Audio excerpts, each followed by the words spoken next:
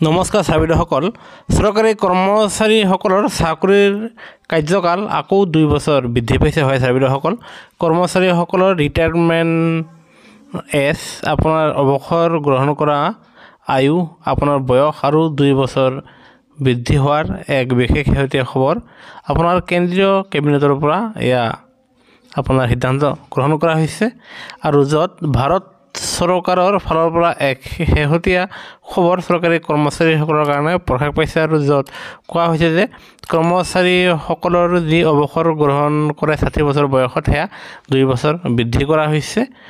আৰু এয়া আপোনাৰ 60 বছৰৰ ঠাইত সেয়া 62 বছৰ কৰা হৈছে আৰু এয়া এই কাৰণে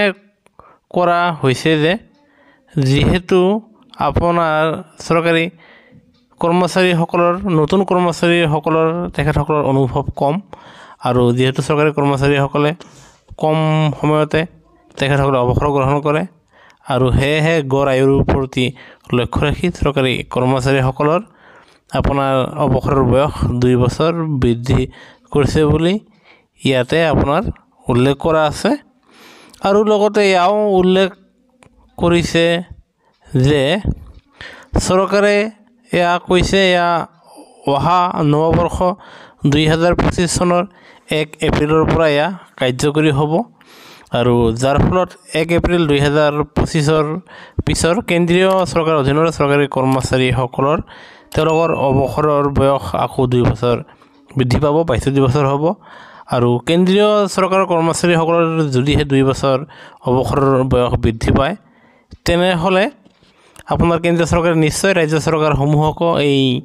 জাননী আগবঢ়াব নাইবা অসমৰ কৰ্মচাৰী পৰিষদৰ ফালৰ পৰাও সেয়া দাবী জনোৱা হ'ব সেয়েহে কেন্দ্ৰীয় চৰকাৰৰ কৰ্মচাৰীসকলৰ 1 এপ্ৰিল 2025ৰ পৰা 2 বছৰ চাকৰি বৃদ্ধি পোৱাৰ লগে লগে অসম চৰকাৰৰ অধীনৰ চৰকাৰী কৰ্মচাৰীসকলেও তেওঁলোকে অৱসৰৰ বয়স আৰু 2 বছৰ মানে 62 বছৰলৈকে তেওঁলোকে পাবলৈ সক্ষম হ'ব আৰু এই খবৰটো প্ৰকাশ পোৱাত আমি পোনে লৈ আহিছোঁ এতিয়া লক্ষণীয় হ'ব কেন্দ্ৰীয় চৰকাৰে এই ক্ষেত্ৰত আকৌ কি সিদ্ধান্ত গ্ৰহণ কৰে সেয়েহে কৰ্মচাৰী আৰু পেঞ্চনৰ প্ৰতিটো শেহতীয়া খবৰ আৰু প্ৰতিটো শেহতীয়া জাননী সকলো আমাৰ চেনেলটো নিশ্চয় লাইক এটা দি ছাবস্ক্ৰাইব কৰিবলৈ নাপাহৰিব ভিডিঅ'টো চোৱাৰ বাবে ধন্যবাদ